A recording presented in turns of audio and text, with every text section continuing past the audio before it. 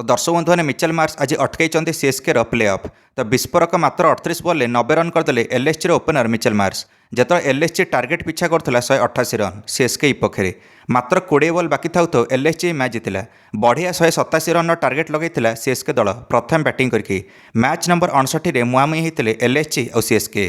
तो एलएसजी तो सेमती भी एलिमिनेट हो सारी किंतु सीएसके आज जितिया निहाती दरकार था 2 अंक अर्जन करने जार फलस्वरूप सीएसके प्ले ऑफ बाट आहरी खोली था। एलएसजी बॉलर आकाश सिंह आज बाजी मारे पावर प्ले रे सीएसके विपक्ष। सीएसके मात्र 37 रन करला प्रथम 6 ओवर और 2टा विकेट हरला। ये 2टी जाक विकेट आकाश सिंह नेले। आकाश सिंह आज दमदार शॉर्ट बॉल पकाउले एणिकी 12.2 मीटर यार्ड बॉल पकाउले आकाश सिंह जो थे सीएसके 2 ओपनर संजू सैमसन और ऋतुराज गायकवाड़ ये फसीगले। संजू सैमसन मात्र 20 रन कर कैच आउट हेले। अधिनायक ऋतुराज गायकवाड़ मात्र 13 रन कर पाविलियन फेरिले आकाश सिंह ओभर। आ पावर प्ले पर तो उर्बिल पटेल भी आउट होगले। उर्बिल पटेल को 6 रन विदा करेंगे आकाश सिंह।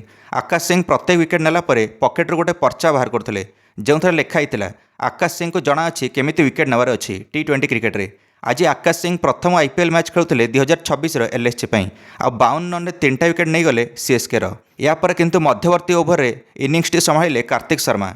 कार्तिक शर्मा आज संकटमोचक साजिले सीएसके आ 36 बॉल अर्धशतक संपन्न कले प्रथमे आ डेवल ब्राविस सहित मिसिकी 70 रन पार्टनरशिप करते कार्तिक शर्मा। डेवल ब्राविस 25 रन करके आउट हेले। कार्तिक शर्मा 42 बॉल सर्वाधिक 71 रन करके आउट हेले सीएसके जो सीएसके स्कोर 142 रन था। कार्तिक शर्मा आज निजर सर्वाधिक रन कले निज आईपीएल कैरियर। कार्तिक गलापर शिवम दुबे दमदार फिनिश देले सीएसके इनिंग्स को मात्र 16 बॉल 32 रन इनिंग्स गले शिवम दुबे। शिवम दुबे 20तम ओवर प्रिंस यादव को 2टा छक्का 2टा चौका लगे आ सीएसके निर्धारित 20 ओवर 187 रन पहुंचीगला 5 विकेट हराई आ शेष ओवर 23 रन आसाला शिवम दुबेंकर धंधार माड जो। अधिनायक ऋतुराज गायकवाड़ भाविले सीएसके मैच जितब निहाती 188 रन टार्गेट थिला आ लागुले जमी मैंने 300 रन पिछा कर। मिचेल मार्श तो आरंभ आसी 2टा चौका लगेदे आ जोश इंग्लिश भी गोटे चौका लगेदे प्रथम ओवर आ धोईदे मुकेश चौधरी को। प्रथम ओवर 15 रन पलि आसला एलएसजी यापर सीएसके बॉलर्स मैंने भी शॉर्ट बॉल गले और शॉर्ट बॉल पकई आरंभ कले। आरंभ तो फसी थे जोश इंग्लिश किंतु पंचम ओवर सीधा गेम टी पलटिगला। मिचेल मार्श आउ थमिलेनी दमदार रन वर्षा कले यापर अंशुल खंबोज आसिले बॉलिंग करने और अंशुल खंबोज को समुदाय 4टा छक्का गोटे चौका मारे मिचेल मार्श यही ओभर आ समुदाय 28 रन काटिदेले गोटे ओभर। ये सब महंगा ओभर थिला अंशुल खंबोजकर चलित आईपीएल।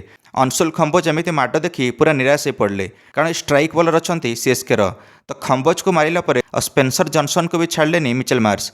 स्पेंसर जॉनसन ओवर 2टा चौका गोटे छक्का मारे मिचेल मार्श। जोश इंग्लिश गोटे चौका लगे यही ओभर। आज मिचेल मार्श निजर 100टा छक्का संपूर्ण करते निजर आईपीएल कैरियर।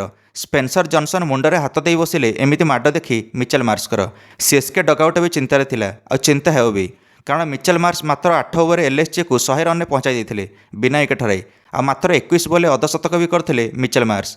मार्श निजर अर्धशतक संपूर्ण कलापर आहरी घातक सब्यस्त होते तो 100 रन संपूर्ण होगापर इंपैक्ट बॉलर गुरजापनीत आसते किंतु गुरजापनीत को भी छाड़लेनी मिचेल मार्श ये भी माड खाइले।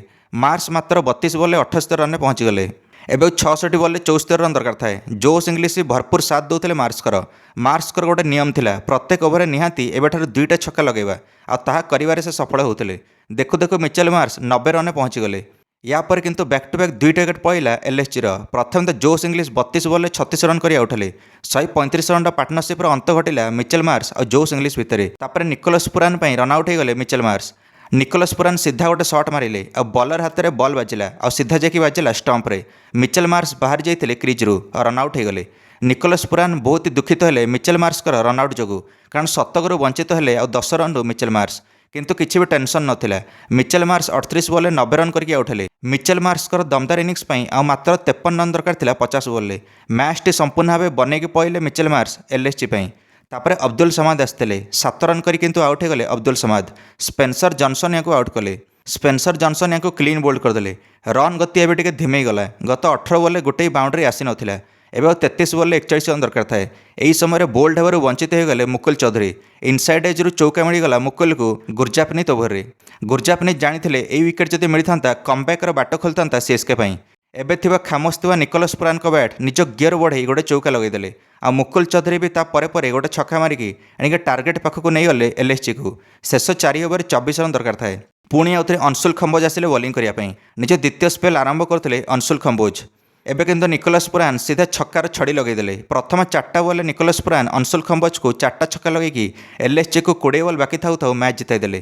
ଏଣିକି 4ଟା ଛକା ଖାଇଲା ପରେ ଅଂଶୁଲ ଖମ୍ବୋଜଙ୍କର ମୁହଁ ଆଉଥରେ ଶୁଖିଗଲା। ଖମ୍ବୋଜଙ୍କର ଆଜି ଦିନ ନଥିଲା। ମାର୍ସ ଆରମ୍ଭରୁ ମୋମେଣ୍ଟମ୍ ଦେଇଦେଲେ ଆଉ ଶେଷରେ ନିକୋଲସ୍ ପୁରାନ୍ ଇନିଂସଟି ଫିନିଶ୍ କରିଲେ।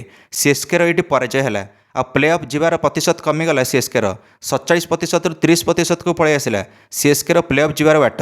ସିଏସ୍କେକୁ ଏବେ ବାକି ଥିବା 2ଟାରୁ 2ଟା ମ୍ୟାଚ୍ ଜିତିବାକୁ ପଡ଼ିବ। ତ ସିଏସ୍କେ ଦଳ କେହି ଭାବିନଥିଲା ଏତେ ଶୋଚନୀୟ ପରାଜୟ ହେବ ସିଏସ୍କେର ଏଲ୍ଏସ୍ଜି ସହିତ।